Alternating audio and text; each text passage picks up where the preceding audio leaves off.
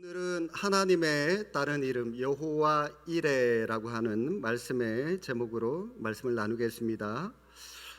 이 땅을 살아가다 보면 누구나가 크고 작은 위기를 맞이하게 됩니다. 그리고 그 위기는 어느 날 갑자기 예측하는 위기도 있겠지만 아마 대부분이 갑자기 느닷없이 예측하지 못한 상태로 찾아올 때가 굉장히 많이 있는 것 같습니다. 그런데 여러분, 우리가 위기를 만났을 때 그 위기에 어떻게 반응하느냐, 여기에 따라서 우리가 정말로 우리의 삶이 달라질 수 있다는 것이죠. 이 선택에 달려 있습니다. 위기는 우리의 삶을 아주 힘들고 곤고하고 절망스럽게 만들 수도 있겠지만, 또 다른 한편으로 이 위기는 오히려 새롭게 도약하는 기회가 될 수도 있습니다. 위기라고 하는 말을 여러분 한자로 많이 들어보셨을 겁니다. 위태할 위. 이 기라고 하는 것이 이 조짐기 혹은 배틀기인데요. 또 다른 뜻으로는 기회라고 하는 뜻도 이 기라고 하는 단어 안에 담겨 있다고 합니다. 따라서 여러분, 이 위기라고 하는 것이 말 그대로 위험의 요소가 되느냐 아니면 새로운 기회가 되느냐 하는 것은 전적으로 우리의 선택에 달려 있다라고 하는 겁니다. 오늘 본문의 말씀을 보시면 믿음의 조상이라고 부르는 아브라함에게도 큰 위기가 찾아왔습니다. 위기 전에 아브라함은 먼저 놀라운 경사를 집안에서 경험을 하죠. 100세에 느지막이 아들을 얻게 되었습니다. 얼마나 기적 같은 일이고, 그 100세에 얻은 그 아들이 얼마나 예쁘고 얼마나 사랑스러웠겠습니까? 그런데 얼마 지나지 않아서 그 아들을 제물로 바쳐라, 말도 되지 않는 하나님의 명령이 떨어지게 됩니다. 그에게는 두 가지 선택의 길이 있습니다. 위기를 만났는데 그 위기 가운데 두 가지 선택의 길이 있습니다. 하나는 하나님을 원망하고 그냥 나 몰라라 하고요, 자기 마음대로 그냥 살아가든지, 또 다른 하나는 비극적인 이런 상황 속에서도 여전히 하나님을 믿고 순종의 걸음을 걸어갈 것인가, 선택의 갈림길에 서게 된 것이죠. 결국 그는 원망이나 절망이 아니라, 또 자기 마음대로 가는 것이 아니라 순종과 믿음의 길을 선택했다라고 하는 것이죠.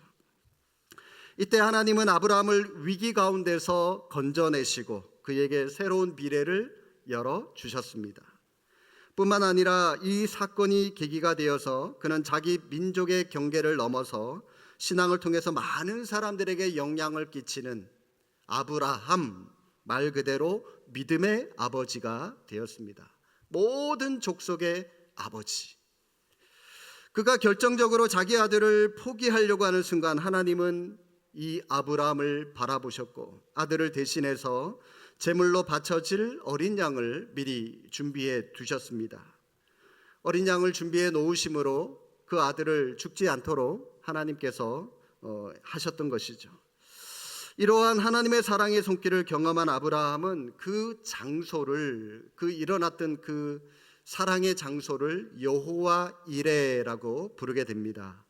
이레라고 하는 뜻은 미리 본다 혹은 미리 준비한다라고 하는 그런 뜻이 있거든요. 그래서 여호와 이레는 미리 보시거나 미리 준비하시는 하나님, 그런 뜻이 담겨 있는 이름의 뜻입니다. 우리는 하루하루 불확실한 인생을 초조하게 살아갈 때가 많습니다. 그런데 여러분, 만약 미리 보시고 우리의 앞길을 미리 아셔서 준비하시는 그 하나님께서 우리의 앞길을 다 세세하게 준비하고 계신다면 우리는 그 하나님을 믿고 좀 더 담대하게 살아갈 수가 있지 않겠습니까? 우리는 여호와 이레의 하나님을 신뢰한다면 그러면 어떻게 우리는 살아가야 될까요? 먼저 우리는 이 위기를 시험으로 받아들일 줄 아셔야 됩니다. 우리 인생에서 만나는 많은 어려움들이 있습니다. 여러분, 그 어려움들은 거기에 걸려서 넘어져라, 여러분, 하나님이 우리에게 주시는 대부분의 위기는 그런 것이 아니라 그거 극복하고 이겨내고 우리의 믿음을 한 단계 더 업그레이드하기 위해서 주시는 그런 위기들이 대부분이라는 거죠. 우리가 인생을 살면서 경험하는 대부분의 고통을 하나님이 주시는 시험 문제라고 여러분들이 그렇게 좀 인식하실 필요가 있습니다. 그래야 끝이 보여요. 오늘 본문 말씀 우리가 읽진 않았지만 22장 1절 말씀 한번 보실까요? 함께 한번 읽어보시겠습니다. 그 일 후에 하나님이 아브라함을 시험하시려고 그를 부르시되, 여기까지. 하나님이 아브라함에게 아들 바쳐라, 이게 뭐라고요? 시험이래요. 시험이 즐거운 사람 우리 가운데 있을까요? 목사님, 저는 중고등학교 때 시험이 너무너무 기다려졌어요. 너무너무 시험이 좋아요. 이상한 사람이죠. 네, 그런 사람은 아무도 우리 가운데 없을 겁니다. 그럼에도 불구하고 시험은 필요해요. 싫지만 그래도 필요해요. 왜 필요합니까? 시험을 치르면서 우리의 실력을 객관적으로 점검하고 평가받게 됩니다. 내가 부족한 게 뭔지, 내가 남들보다, 내 친구들보다 뒤떨어지는 것이 무엇인지, 내 실력이 그들에 비해서 어느 정도인지 파악하게 하는 것이 시험입니다. 그리고 그 시험의 결과를 통해서 부족한 부분을 보충하고 보완을 해서 내 실력을 향상시켜 나갈 수 있게 하는 것이 바로 시험이죠. 하나님은 아브라함에게 아들을 바쳐야 한다라고 하는 그런 고통스러운 시험을 주셨습니다. 그리고 그 고통의 시간을 잘 통과한 후에, 시험을 통과한 후에 하나님은 아브라함에게 이렇게 말씀하십니다. 12절 말씀. 사자가 이르시되 그 아이에게 내 손을 대지 말라, 그에게 아무 일도 하지 말라. 내가 내 아들 내 독자까지도 내게 아끼지 아니하였으니 내가 이제야 네가 하나님을 경외하는 줄을 아노라. 시험에 합격했어요, 아브라함이. 다시 말하면 그는 정말 진짜 그 시험을 통해서 하나님을 경외하는 온전한 사람으로 빚어지고 있었던 것입니다.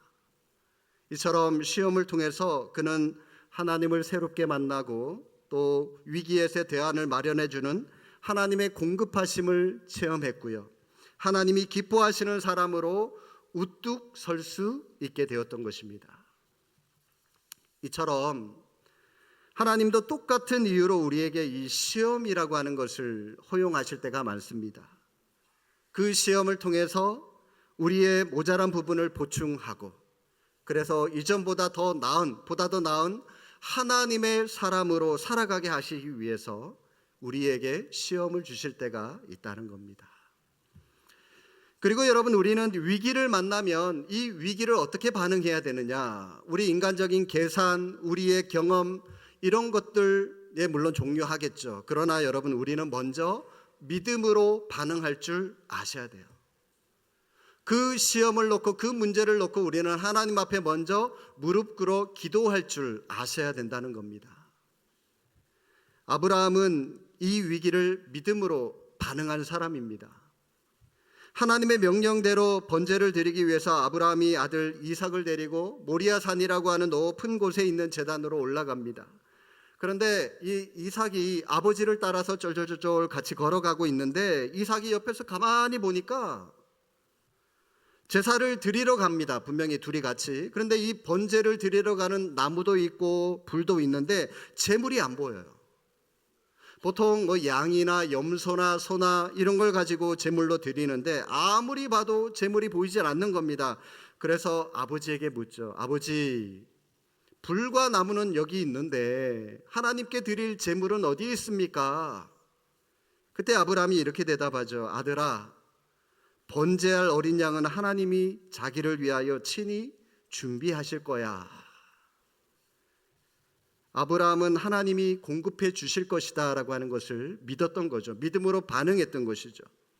물론 아버지 아브라함의 마음속에 어쩌면 이 아들을 제물로 바쳐야 할지도 모른다는, 진짜 죽일 수도 있을지도 모르겠다라고 하는 그런 불안감이 있었겠지만, 그러나 그의 마음 깊은 곳에서는 그래도 하나님이 준비해 주실 거야, 하나님이 어린 양을 준비해 주실 거야 라고 하는 그런 믿음이 있었던 것입니다. 아브라함이 이렇게 믿었다는 좀 보다 더 확실한 성경의 증거가 있습니다.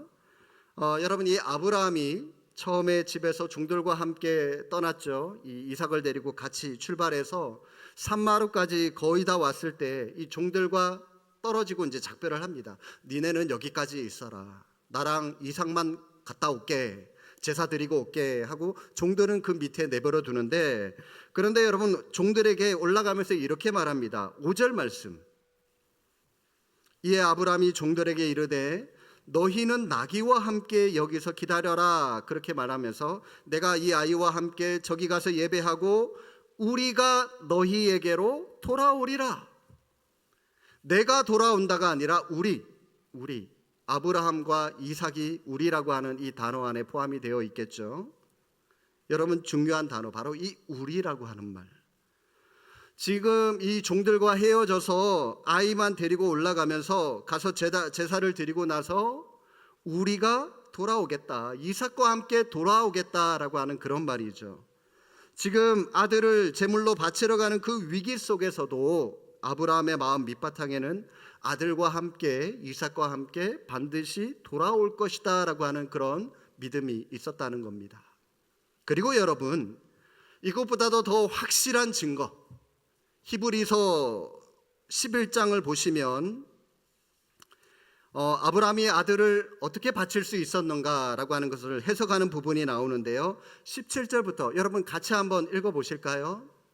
아브라함은 시험을 받을 때에 믿음으로 이삭을 드렸으니 그는 약속을 받은 자로 돼 그 외아들을 드렸느니라. 18절, 그에게 이미 말씀하시기를 내 자손이라 칭할 자는 이삭으로 말미암으리라 하셨으니, 계속 그가 하나님이 능히 이삭을 죽은 자 가운데서 다시 살리실 줄로 생각한지라.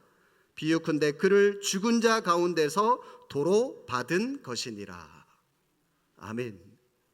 여러분, 저 히브리서의 저 해석이 무슨 말씀이죠? 아브라함이 말도 되지 않는 저 하나님의 명령을 순종할 수 있었던 이유가 무엇이냐? 바로 이삭을 하나님께 바치려고 했던 이유가, 아브라함이 이삭을 하나님께 제물로 드려도 하나님께서 반드시 다시 살려주실 것이다 라고 하는 그런 믿음이 있었기 때문이다 라고 말씀을 합니다. 그렇지 않고 만약 이삭이 죽어버려요, 제사 지낸다고 죽어버려요, 그러면 하나님이 이전에 뭐라고 말씀하셨습니까? 이삭을 통해서 내가 바다의 모래같이 하늘의 별과 같이 수많은 자손들을, 수많은 민족들을 주겠다라고 약속을 하셨는데, 근데 이삭이 죽어버렸어요. 그러면 하나님은 거짓말쟁이가 되는 거잖아요. 그러니 만약 이삭이 죽어도 이삭을 통해서 약속하신 하나님의 말씀이 있고 약속이 있기 때문에 하나님은 반드시 그 이삭을 살려주실 거야 라고 하는 그런 믿음이 있었기 때문에 순종할 수 있었던 겁니다. 어쩌면 아들을 바치는 이 순간이야말로, 아니 하나님 아들을 주실 때는 언제고 이제 와서 또 데려가시려고 하는 이유가 뭡니까?